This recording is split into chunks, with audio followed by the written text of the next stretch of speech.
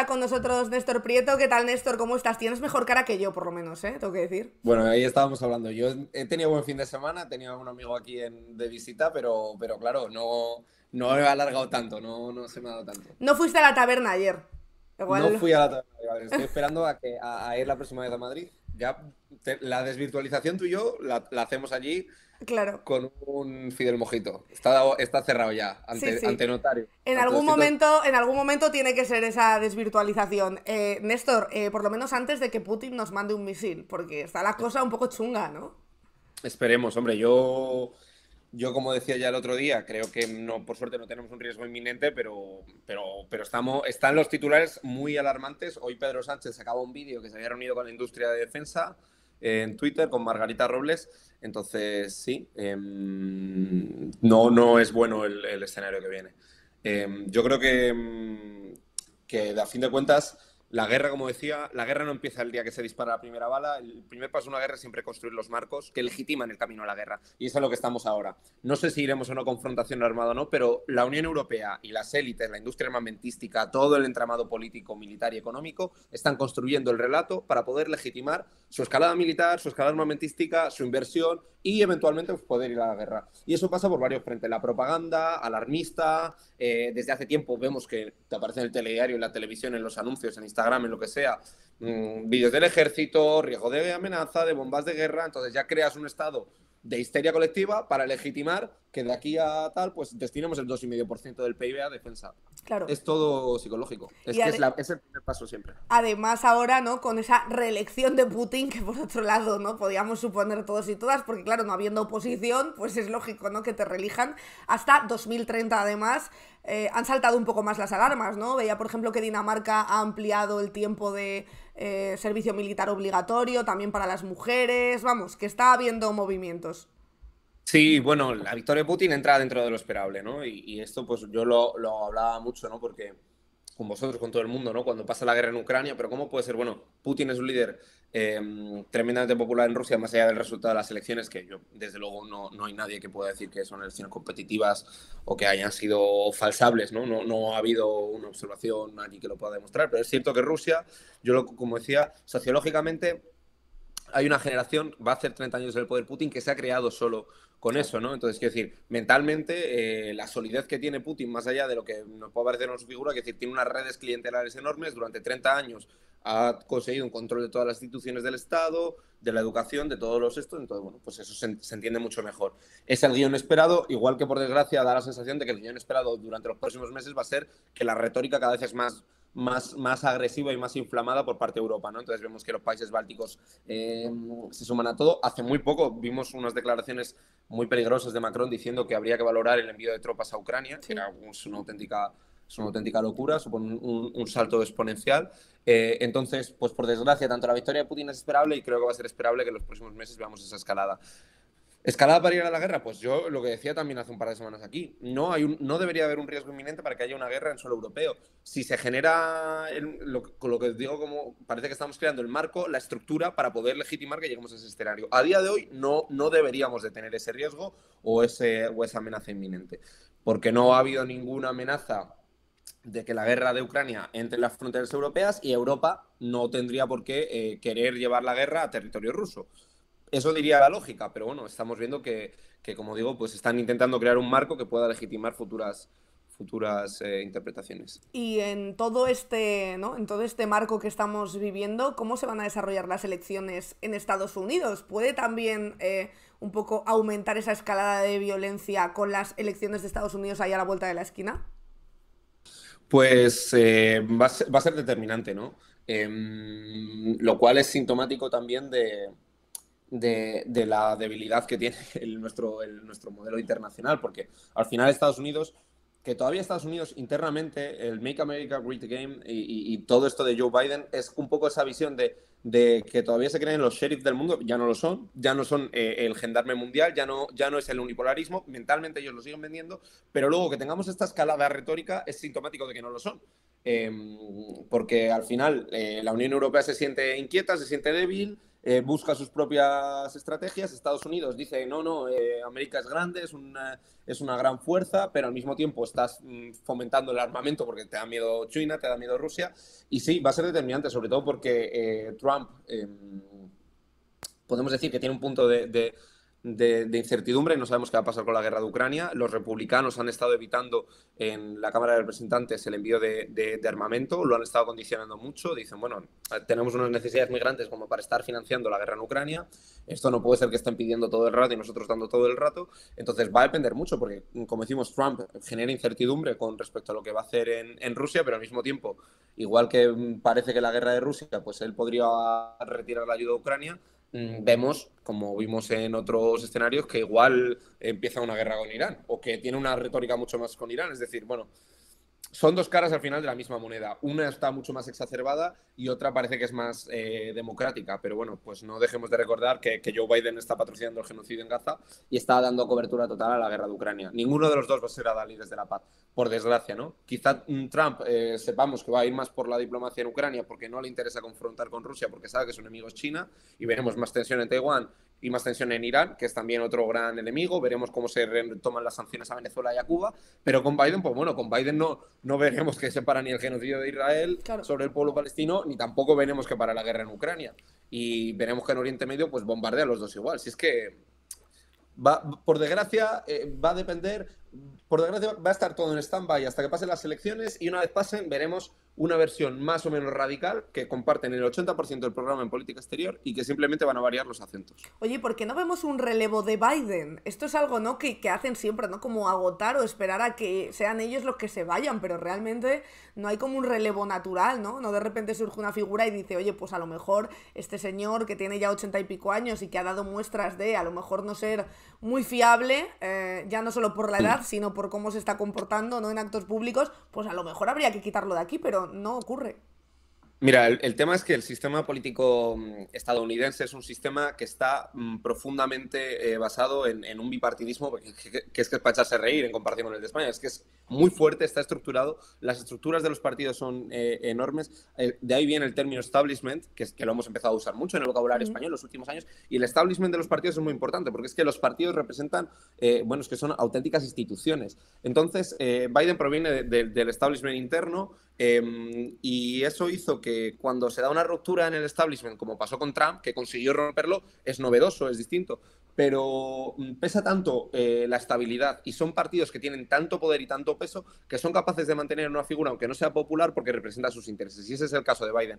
Lo vimos muy claro con Bernie Sanders, que intentó durante 2 intentos, estas últimas primarias no lo ha intentado, y vimos cómo se articuló toda una campaña en contra. Y salió Hillary Clinton, luego salió Joe Biden. En definitiva, salió la vieja guardia, que es la vieja guardia que, vamos a ver, Joe Biden fue vicepresidente de Obama. Hillary Clinton fue primera dama y también estuvo después en el despacho Oval. Entonces, quiero decir, representan una continuidad política. Y el Partido Demócrata, aunque tiene corrientes de opinión interesantes, premia en la continuidad. Y es verdad que además la tradición política norteamericana también hace que un presidente opte a la reelección sin gran cuestionamiento. Hay muy pocos casos donde un presidente se le haya negado el derecho a la reelección. Entonces, entre la tradición, la costumbre y que además el Partido Demócrata tiene esa decisión, estaba claro ese punto. Tema con los demócratas, dos perspectivas históricas en corto plazo. El primer intento de regeneración llegó con Bernie Sanders, el segundo intento de regeneración con ese squad femenino que tanto se habla, Alexandra Ocasio-Cortez y el resto de gente, se habla que podría ser de aquí a 4 o 5 años, ¿no? Es decir, Bernie Sanders es muy mayor, claro. Como salió elegido Joe Biden y como digo, el peso del aparato haría muy difícil su elección, optó por no presentarse a estas primarias. Se habla de si en las próximas podría llegar ese relevo generacional muy joven, pero bueno, digamos que pese a todo, pese a que se diga que Joe Biden y Trump son muy viejos, que es verdad, y ahora escuchas tú que eso lo comentan los analistas muy sesudos, y que puede haber un hartazgo de la sociedad, es cierto, pero bueno, Estados Unidos no deja de ser un país que lleva siendo gobernado por hombres blancos mayores mucho tiempo, o sea, que decir, y Obama no era tampoco un chavalito, o sea, que decir, no hay presidente de menos de 50 años o 55, 60, es que claro, de menos de 60 sí, pero de menos de 50 no me la quiero jugar, porque luego me sacan la biblioteca, ¿no? Ojo, que te la sacan enseguida. No hay muchos, no hay muchos. Entonces es un país que tiene esos dejes, ¿no? Entonces vamos a ver si en las próximas elecciones llegaría a eso, ¿no? Se especula mucho también. ¿Está mal de salud? ¿Entrará Kamala Harris? Pues bueno, pues puede ser, ¿no? Pero vamos, que no parece que sea el plan preconcebido. Yo no me creo, como dice mucha gente, no, lo han metido para que luego entre Kamala Harris, que decían Sí. al principio de esta legislatura, ¿no? Lo han metido, pero en verdad lo va a dejar a mitad de Sí. tiempo. Pues no creo, no creo. Te preguntan por aquí, dicen, ¿qué opinas de Trump diciendo que si no gana habrá un baño de sangre? ¿Esto es provocación? ¿Crees que hay una amenaza real? Porque con este señor nunca se sabe, tampoco. Bueno, lo que está claro es que en Estados Unidos hay una brecha social enorme. Y se está agravando y se está agudizando. Se está agudizando porque hay un proceso que es imparable, que es objetivo, que nos golpea a todos igual, que es el tema de la globalización por un lado y por otro lado el nuevo escenario internacional.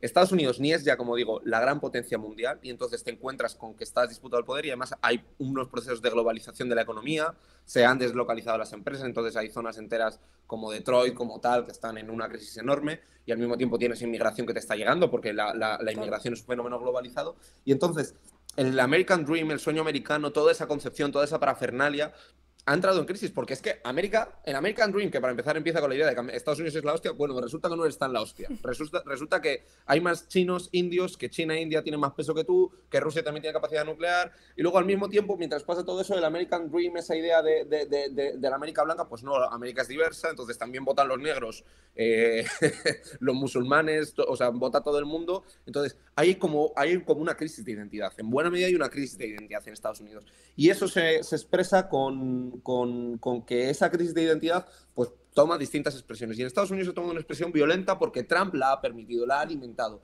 Y ahí es donde entra el lobby armamentístico, donde entra esa imagen de la religiosidad extrema, ¿no? De ese discurso muy católico de Dios, de la patria, de tal. Entonces, bueno, pues la crisis identitaria que podemos aplicar en todo el mundo, ¿no? O sea, no identitaria en un mal sentido, simplemente estamos en un mundo en transformación. ¿Y cómo ha respondido Estados Unidos? Una parte muy importante de Estados Unidos ha respondido en una forma defensiva y al mismo tiempo tremendamente violenta, porque hay un sector de la población con mucho dinero y con mucha influencia que ha decidido tomar ese camino, que es lo encarna Trump, pero lo que hay detrás de Trump es el lobby del armamento, la religión, la América blanca, la América rural, todo eso está de fondo y en vez de tomar una expresión normal o pasiva, ha tomado una expresión política violenta y cada vez más violenta. Entonces, pues bueno, pues claro, pues no podemos decir que no vaya a pasar algo. Recordemos Brasil, que yo digo que es un buen ejemplo, porque yo soy cero catastrofista. Yo, pues lo que digo, no creo que haya un riesgo de guerra inminente. No creo que haya una guerra civil en Estados Unidos. Pero ya vimos un intento de asalto al Capitolio en Estados Unidos y en Brasil con Bolsonaro, que hace lo mismo y que yo creo que es Sí. un buen ejemplo también, aunque tiene raíces históricas distintas Brasil, pues pasó lo mismo. Yo no descarto que volvamos a ver grandes manifestaciones, movilizaciones, disturbios en la calle y digo que esa brecha se ha abierto. De aquí a 4 años se ha abierto. Bueno, y Puede de parecer... hecho, el propio Trump prometió que si llegaba a ser presidente sacaría de la cárcel a los que metieron por el asalto al Capitolio. O sea, que como promesa electoral ya para empezar, ¿no? Ya es como toda una No, declaración de intenciones. hay un punto con la derecha radical en Mundial que yo creo que no se puede decir, no mienten. O sea, nunca nos ha engañado ni Trump, ni Bolsonaro, ni nos engaña Abascal, ni nos engaña Netanyahu, ¿no? Que cada uno son hijos de su padre y de su madre. Pero bueno, yo creo que es eso, o sea, van a pecho descubierto. Ya si te están diciendo abiertamente, nosotros toleramos y amparamos las expresiones golpistas que había.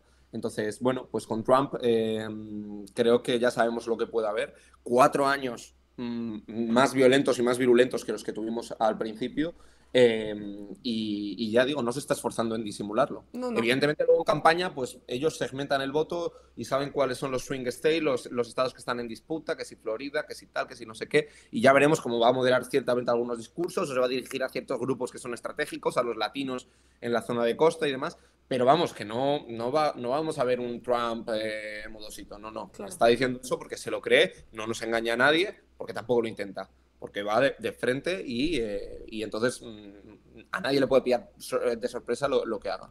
Y ojo porque hablábamos antes de la edad de los presidentes de Estados Unidos, que ya te han mencionado creo que alguno de menos de 50 años que dejó el poder, es que han sido muy rápidos.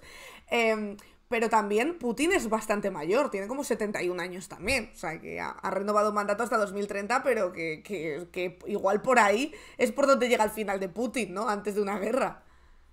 Bueno, desde luego estamos en un momento especialmente singular porque tanto Putin como Trump o Biden, como Modi en India, como Xi Jinping en China, son líderes veteranos, es decir, no estamos en ningún momento de transición en ninguna de las grandes potencias mundiales, porque sí que hace, en los 90, por ejemplo, pues eso tenías a Yeltsin, pero había un momento de inestabilidad, pero no vemos en el horizonte que a corto plazo ninguno de los grandes líderes mundiales tenga ese margen. Bueno, yo creo que estamos en un mundo en transición, en transformación, y ese proceso de transformación pues está haciendo que, en cierta medida, los países estén buscando esos liderazgos más mayores que tienen una continuidad política mayor. No digo que sea una dinámica fija, estática y demás, ¿no? Pero quiero decir que hay un momento en el que, por primera vez en cierto tiempo, vamos hacia una continuidad importante. Como digo, tanto Xi Jinping ha sido reelegido y ha roto los récords, o sea, va camino de Mao Zedong, es decir, rompió el límite de reelecciones que tenía el Partido Comunista Chino, que limitó el número de mandatos que se podía estar al frente de China desde Deng Xiaoping. Modi pasa lo mismo en la India, que es que la India es un gran desconocido que no hablamos, pero pasa eso. Putin va también a romper todos los récords, a permanecer más tiempo en el poder que Stalin en Rusia, en comparativa con la Unión Soviética. Y Trump y Biden van los dos caminos de llegar a los 8 años. Entonces estamos hablando de que estamos en un momento en el que los liderazgos parece que se han consolidado y que tenemos una apuesta continua. Incluso la Unión Europea parece que la señora von der Leyen también opta a la reelección, lo cual sería una noticia terrible. Von der Leyen, madre mía, qué persona. Un día tendríamos que hablar de quién es esta señora, porque es muy interesante. Es una señora terrorífica. Yo me la he encontrado aquí alguna vez en los pasillos y es más bajita, no da esa sensación de miedo. Dan sensación de miedo los guardaespaldas que lleva, pero lo que representa pues la cara más... Para quien estuviese ilusionado, decepcionante con la Unión Europea. Para los que siempre hemos sido escépticos con lo que representa la real política europea, la cara más cínica y fría y dura, ¿no? Porque hemos visto como en momentos de paz es fácil repartir migajas y que haya una falsa sensación de equilibrio. Pero esta señora es que no ha salido en una bien. O sea, quiero decir, cuando ha llegado el COVID, apostaron por recortes. Ahora que se está hablando de una crisis de tal, está apostando por la subida de los tipos de interés. Está apostando por la austeridad. Con la guerra de Ucrania, lo mismo. No apostó en ningún momento por la cooperación, que es que yo ya no me meto así a apoyar tal. No, en ningún momento apostó por la diplomacia. En el tema de Palestina, le faltó tiempo. Fue a Israel a la semana después. O sea, esta mujer es... Hay gente en el mundo que son difíciles. Es difícil posicionarse en muchos temas, pero hay veces que basta con ver quién está enfrente. Y Ursula von der Leyen pocas veces se equivoca. Es muy indicativo. Cuando tenemos dudas, pues habrá que mirar dónde está Netanyahu, dónde está Ursula von der Leyen, y son dos polos distintos, desde luego, pero nunca se suelen equivocar. Siempre suelen estar en el lado malo de la historia. Tiene una capacidad innata. Es envidiable. Yo tengo muchas dudas y yo creo que muchas veces me equivoco. Esta gente se equivoca poco. Están diciendo por aquí que von der Leyen vive en un castillo y le comió un pony el lobo. ¿Perdón? Lo del pony es verdad. Lo del ¿Qué es esto? no Mira, yo te voy a contar una anécdota. Aquí en el Parlamento Europeo se debatió, hará 4 meses o 5, la normativa para la protección del lobo. Y pasó como 3 semanas o un mes después de que el pony que tiene Ursula von der Leyen en una de sus tantas casas, puede que en el palacete este que me están diciendo que tiene en Alemania, se lo comió un lobo. Y entonces se llevó a debate, no digo que fuese solo por eso, porque era un debate que existía ya, pero se llevó, o sea, a esta mujer le comieron el pony y llevó el debate al Parlamento Europeo. Y claro, pues fue una risa, pero lo podéis buscar, Pony von der Leyen. Y ahí está. Le comieron el pony, tío. Parece que se le comiesen el pony. Sí. Ostras. Es que vamos a hacer un googleo hombre, rápido. Hombre, por supuesto, yo ahora solo quiero hablar del pony de von der Leyen, ya no quiero saber nada más. Claro. Mirad, ahí lo tienes, lo estoy leyendo el diario. El pony Dolly. Ursula von der Leyen y la política del lobo en la Unión Europea. Esta mujer llevó un debate después de que se comiesen el pony. O sea, es una mujer histórica. Madre mía, sí, no, tiene ahí miga, Me voy a estudiar a fondo su biografía. A ver qué podemos sacar de aquí, porque madre mía, ¿veis? Se están flipando. Hombre, esto había que haber hecho el directo en su momento. Estuvimos lentos ahí para haber hecho un especial. Un especial von der Leyen. Si la religen otra vez, hacemos especial von der Leyen. ¿Quién es esta señora? ¿Qué le ha pasado en la vida? ¿Quién es Dolly el pony? ¿Y qué le ocurrió? ¿Cuántos años tenía el pony? ¿De qué color era todo esto? Lo veremos en el próximo directo seguro. Oye, Néstor, muchas gracias por acompañarnos este rato. Nada, muchas gracias a vosotros como siempre y que se dé bien y que tengáis buenas vacaciones. Si no, nos vemos ya. Igualmente, nos vemos pronto.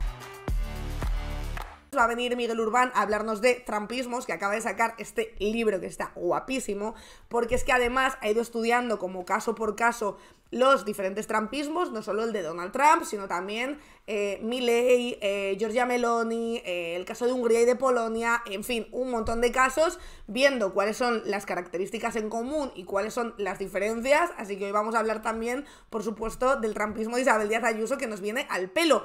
Y ahora sí ya está con nosotras Miguel Urbán. ¿Qué tal, Miguel? ¿Cómo estás? ¿Cuánto tiempo? ¿Qué tal? ¿Cómo estás, Marina? Oye, pues encantada de tenerte por aquí, porque además, fíjate, hemos empezado el programa hablando de Isabel Díaz Ayuso, luego hemos puesto un vídeo de Milei, o sea que tú que vienes a hablar de trumpismos, yo creo que es el ambiente perfecto. Y además me encuentras en el sitio perfecto. He salido en avión de la tierra de la libertad europea a la tierra de la libertad latinoamericana. Estoy aquí en Argentina, a ver si consigo visitar a Milei. Oye, pues mira, si le ves, dale recuerdos de parte de Isabel Díaz Ayuso, que yo creo que se fija bastante en él, la verdad. Sí, ¿no? Un poco entre Díaz Ayuso y su principal asesor de bulos, ¿no? Claro. Podemos ahí compartir. Oye, de hecho estábamos comentando hoy esta noticia de ayer, ¿no? Este bulo que difundió Miguel Ángel Rodríguez de periodistas encapuchados que intentaron asaltar la casa de Ayuso. Y yo, que me estaba hojeando tu libro, no me ha dado tiempo a leerlo entero, pero pensaba, ¿hay algún caso similar dentro de los trumpismos que tú has estudiado de gente que directamente reconozca esa difusión de bulos contra los medios de comunicación o no? Bueno, o sea, al fin y al cabo, yo creo que Trump, por ejemplo, en la campaña electoral llegó a decir una cosa muy significativa, ¿no? O sea, es posible que yo baje ahora mismo de la Torre Trump a la Quinta Avenida, Sí, dispare un niño a plena luz del día y la mitad del país crea que eso es falso. sí, sí. Entonces, yo creo que es muy significativo justamente de cómo la extrema derecha se mueve en una lógica de bulocracia, de posverdad, en donde no se sabe bien discernir entre lo verdadero y lo falso. Un estudio sobre la comunicación de Trump analizaba The New York Times que lanzaba tantos bulos tan deprisa que era incapaz, no había mecanismo Claro. para hacer un fact-check, o sea, para contrarrestar realmente si lo que estaba diciendo el presidente del gobierno de Estados Unidos era verdad o no era verdad. Bueno, pues eso yo creo que una aventajada de los discursos trumpistas, ¿no? De los que habla muy bien la profesora Laura Camargo, es nuestra querida presidenta de la Comunidad de Madrid, Isabel Díaz Ayuso. Sí, sí, total. Oye, ¿y por qué te da por hacer este libro? Porque es verdad que igual lo tienes que engrosar dentro de 4 meses con otro caso de trumpismo, porque hay muchísimos. Bueno, hasta ahora había escrito varios libros de extrema derecha, Sí. había escrito 3 en solitario y había participado como en otros 3 más, pero siempre habían sido como parcelados, ¿no? O sea, habían sido elementos de historia sobre el viejo fascismo, sobre Vox. En su momento escribí sobre las nuevas extremas derechas que empezaban a emerger a principios del siglo XXI en España, Plataforma per Catalunya y otras, ¿no? Pero creo que faltaba 2 elementos que para mí eran muy importantes y que están recogidos en el libro. Ver que esto no es un problema europeo, no es un sarampión europeo, sino que estamos ante una ola reaccionaria global y entender el porqué.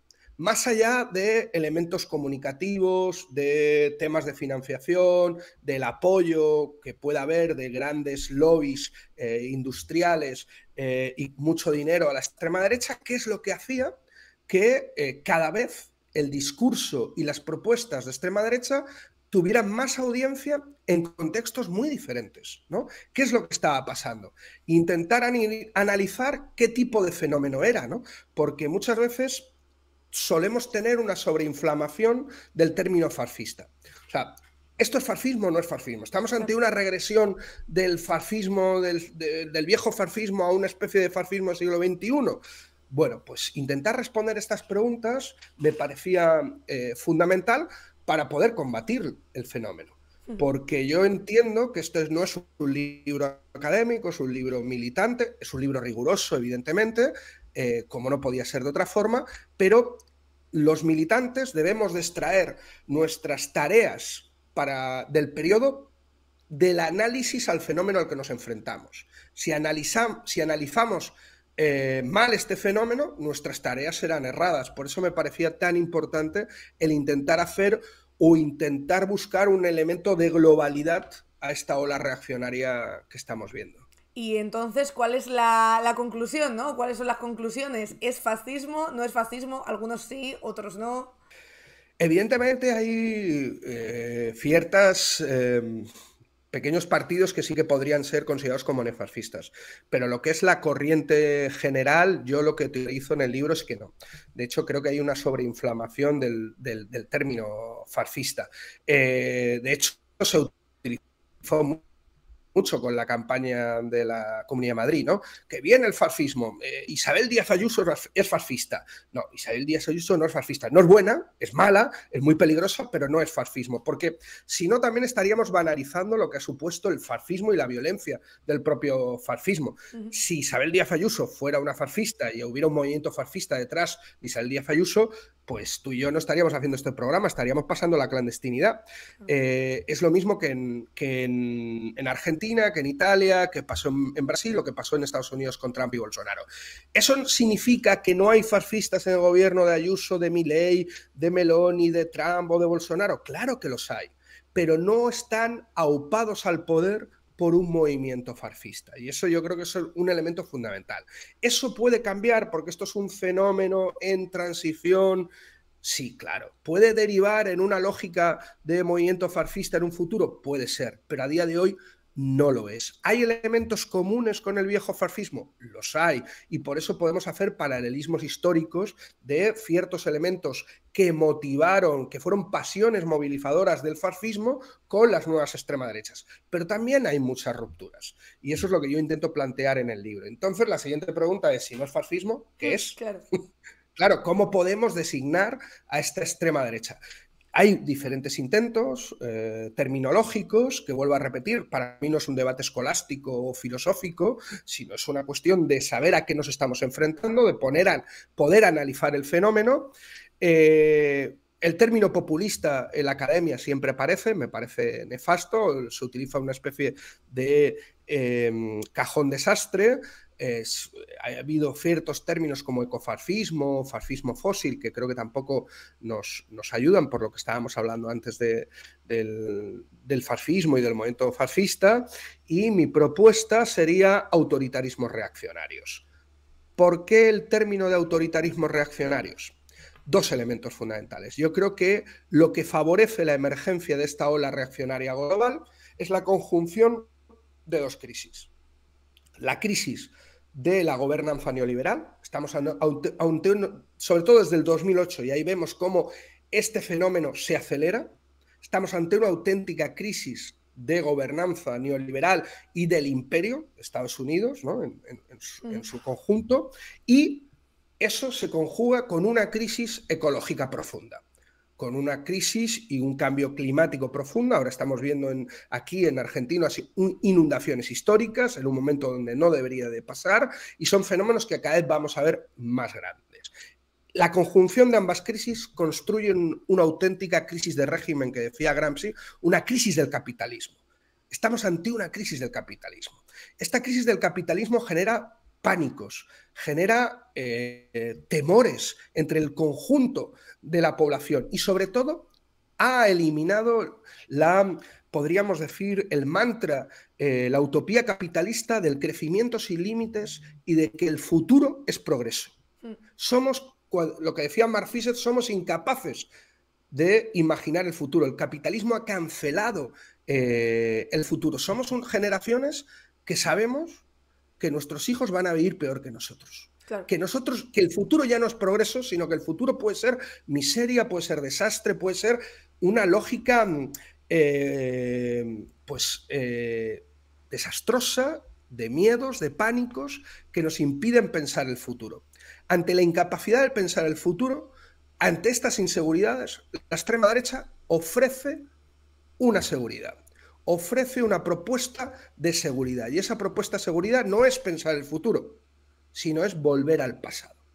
Pero no volver a un pasado mitificado del Imperio Español o del Imperio Romano, no, volver al pasado de antes de la crisis del 2008, volver al pasado de la globalización feliz, del capitalismo sin límites, de donde no estaba cuestionada la sociedad patriarcal, ese pasado en donde yo podía entrar con mi coche al centro de Madrid y quién me iba a decir que no podía, donde yo podía echar todos los pesticidas en la tierra, porque quién me iba a decir a mí en mi tierra que yo no podía echar estos pesticidas. Ese pasado ofrece seguridades. ¿Son seguridades ficticias? Lo son.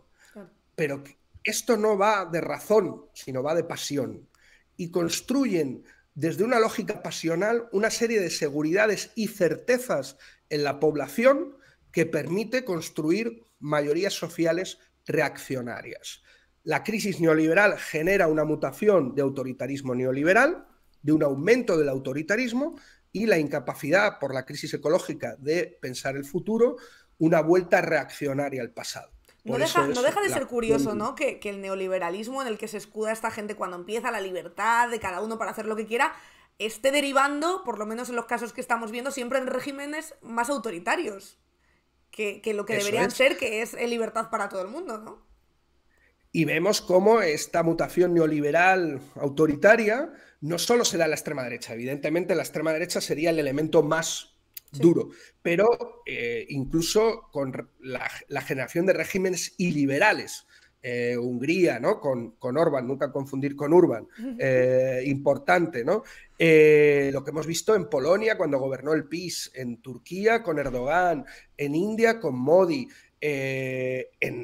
evidentemente en Israel con Netanyahu, en Rusia con Putin, en Argentina con Milei, pero también hay que ver la regresión autoritaria que se está produciendo con Macron en Francia. Sí, sí, sí. Con lo cual no solo es un fenómeno de la extrema derecha, es un fenómeno del neoliberalismo, en donde la extrema derecha, que son turbo neoliberales, acrecentan esta lógica autoritaria que estamos viendo en el conjunto del mundo, además con una criminalización del derecho a la protesta, del derecho a la disidencia, una serie de elementos muy, muy preocupantes. Oye, te están preguntando por el chat, ¿no? Te dice DAF8, dice, ¿cuál crees que es la solución para que la gente obrera deje de votar a la extrema derecha? ¿Qué está fallando también en la izquierda, ¿no? Para no llegar a ese punto, o para no saber convencer o construir un futuro a lo mejor en el que se quiera ver toda esta gente, ¿no?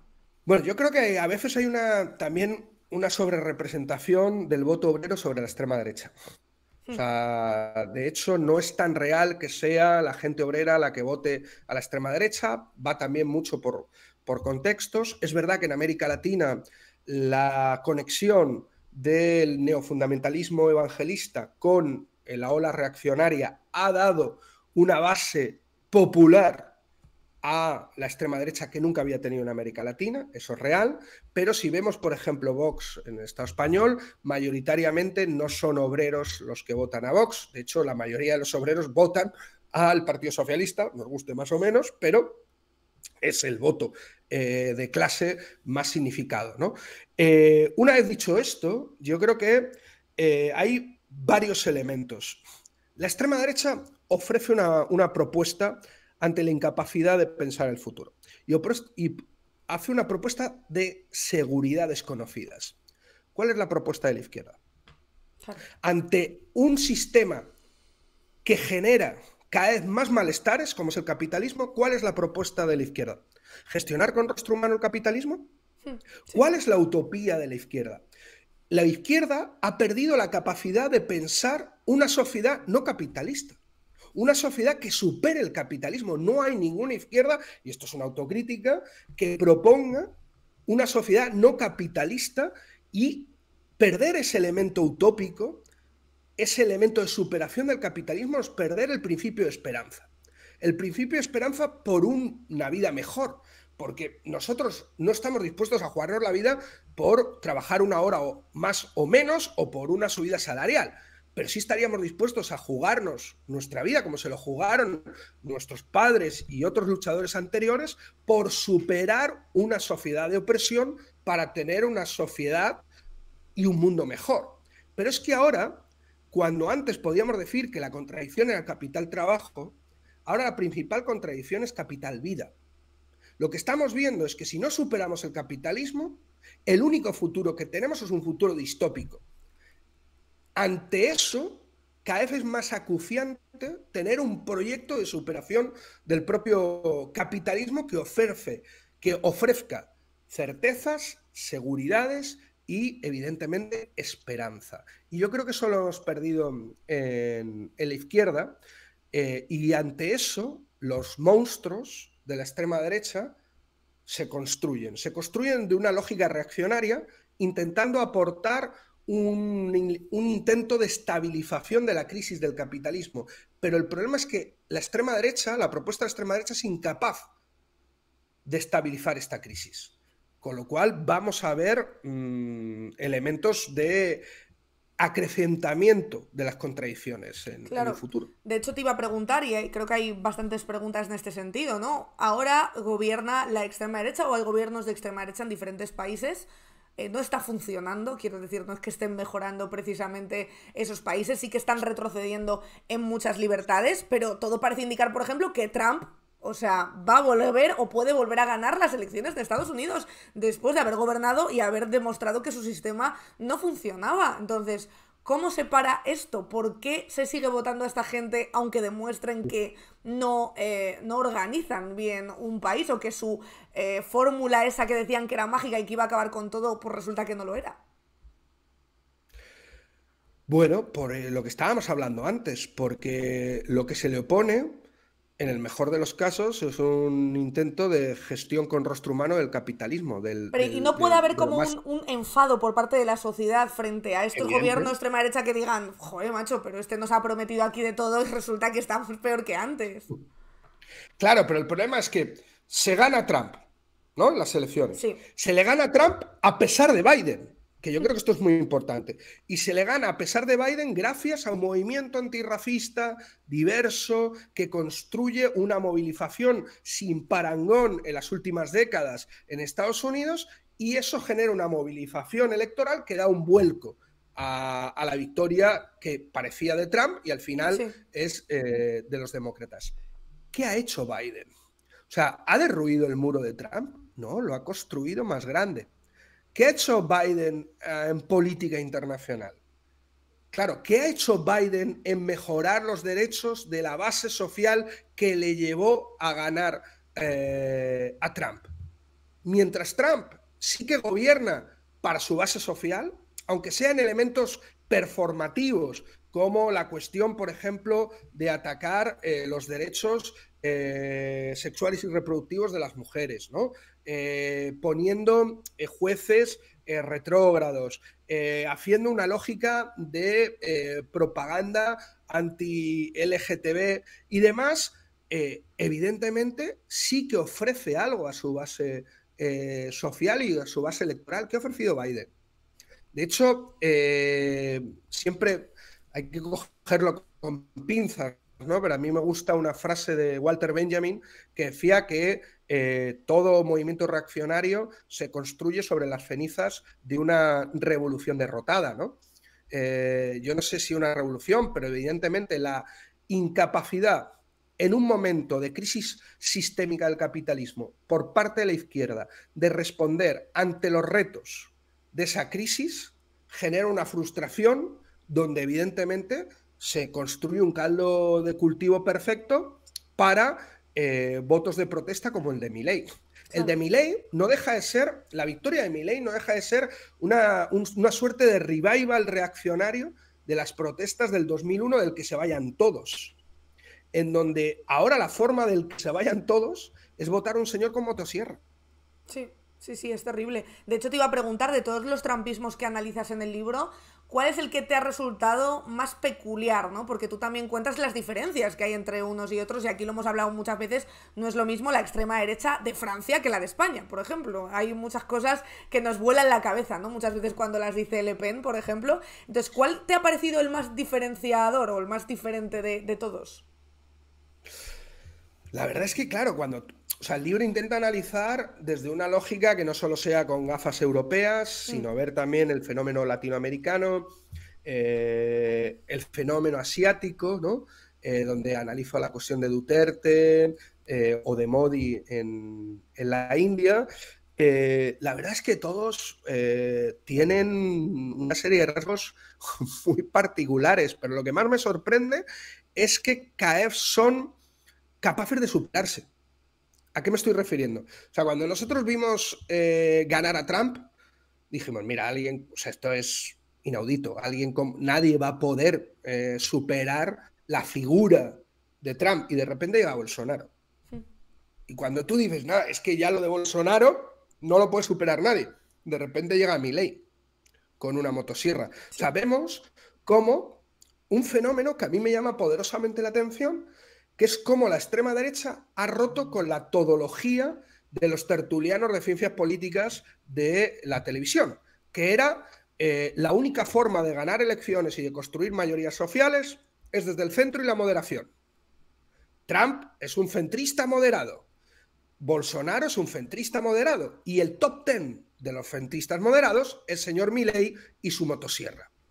Claro, lo que está demostrando la extrema derecha, y eso es a mí lo que me parece más llamativo, lo podemos ver en Chega, lo podemos ver en prácticamente todos, es cómo la extrema derecha construye mayorías sociales y mayorías electorales desde fuera del sistema o desde sus márgenes y desde la radicalidad de sus propuestas políticas. Claro. Mientras la izquierda cada vez se centra más y cada vez se modera más, y cada vez sus resultados son peores a nivel internacional. Totalmente. Oye, Miguel, pues ha sido muy interesante, la verdad, esta charla que hemos tenido. Te dejo por allí, por Buenos Aires, a ver si puedes ver a Milei de cerca o de lejos, quién sabe, ¿no? Lo que puede pasar. Bueno, la verdad es que vamos a ir más con las madres de la Plaza de Mayo que con Milei, ¿no? Pero desde luego lo que me ha llamado la atención es la cantidad también de carteles partidarios de Milei que hay por la calle. ¿Ah, sí? O sea, que no solo es un fenómeno telemático, sino carteles del Milei vestido de Terminator, Milei con la motosierra, de vamos a por la casta, y que no eran carteles electorales, que eran carteles ya posteriores. O sea, me ha llamado poderosamente la atención. Hay que recordar que Milei lleva 100 días en el gobierno, ¿no? Sí. Le llamaban Milei el breve, o por eso se decía que iba a durar muy poco, ya veremos. Desde luego, lo que sí que se está generando aquí es un caldo de cultivo para una explosión social muy importante, porque está acuciando justamente las contradicciones de la crisis que ya vivía Argentina, y esto es una olla a presión. O sea, que veremos qué es lo que pasa. Creo que hay que estar muy presentes y muy atentos a lo que pase en Argentina en los próximos meses. De hecho, hay una cuenta que a mí me gusta mucho que se llama Arrepentidos de Milei, que va recopilando, ¿no? Como toda la gente que de repente dice, pero bueno, Milei, ¿por qué me recortaste a mí si yo no era casta? Bueno, pues porque, ¿no? De eso se trataba desde un principio. Entonces, me imagino que habrá de los dos, porque también esta gente tiene algo que mola, porque claro, como su límite es la ficción, y pueden acudir a la conspiración todo el tiempo. Si algo no les sale bien es por una fuerza de arriba superior a ellos que no pueden romper y que necesitan todavía más apoyo para romper. Entonces, claro. No. Además, la lógica conspiranoica está súper presente en la extrema derecha, y lo vemos de una forma clara. Había un cartel que ahora estaba manejándose por aquí, que es la casta tiene miedo, ¿no? Y entonces ponían todos los grandes conglomerados empresariales que estaban creciendo desde que Milei era presidente y que estaban recibiendo dinero público, ¿no? Claro. Y ponía, la casta tiene miedo, ¿sabes? Y entonces, Clarín, no sé qué, ¿sabes? O sea, era muy curioso, Claro, todo lo que se está viendo. Es muy curioso. Oye, pues muchas gracias, Miguel Urbán, y mucha suerte acompañando ahí a esas mujeres en la querella contra los crímenes del franquismo. Que vaya muy bien y ya hablamos próximamente. Muchas gracias a vosotras. Hasta luego, Miguel. Chao. Ahí teníais a Miguel Urbán, charla muy interesante, pero teníamos que dejarla ya porque tenemos también por ahí a Juan Teixeira, que fíjate, justo antes hablábamos de la poca capacidad que está teniendo, es verdad, la izquierda, y lo llevamos hablando aquí mucho tiempo. El libro está guapísimo, la verdad yo no me lo he terminado porque no me ha dado tiempo, pero mola mucho porque va contándote eso, las características de los diferentes trumpismos, que evidentemente pues varían mucho dependiendo de el país, el contexto, la mayoría social, si hay más inmigración, si hay menos del voto que se quiere captar, ¿no? Al fin y al cabo, los trumpismos se moldean para recoger cuantos más votos mejor, y luego se llevan todos fenomenal entre ellos, aunque unas vayan de feministas, las otras vayan de pro LGTBI y los otros de anti-woke y anti-LGTBI, pero luego se unen todos y van todos a una. Y justo esto que decía Miguel Urbán lo llevamos hablando mucho tiempo, la incapacidad de la izquierda para proponer medidas anticapitalistas o medidas que exploren por lo menos una senda nueva que hasta ahora no conocemos, porque lo que está claro es que el capitalismo está fracasando y nos está llevando hacia donde nos está llevando, y es un modelo que puede durar X años más, pero que desde luego no va a ser infinito, y habrá que explorar otros límites, otras fronteras y otras formas de hacer las cosas, que es algo que se ha hecho muy poco y desde unos lugares que no han funcionado, y desde luego se puede hacer desde otros lugares que funcionen, pero para ello hay que pensar, hay que darle vueltas y hay que, pues para empezar, poner a las mentes de izquierdas a trabajar en ese sentido y no dentro del marco capitalista, porque eso es la ruina absoluta.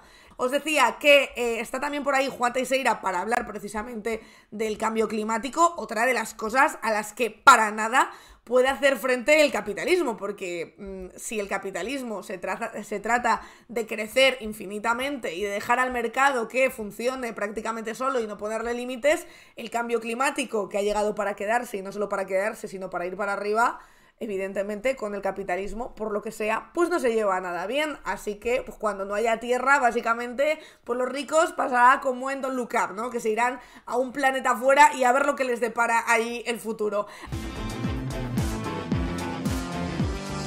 Spanish Revolution.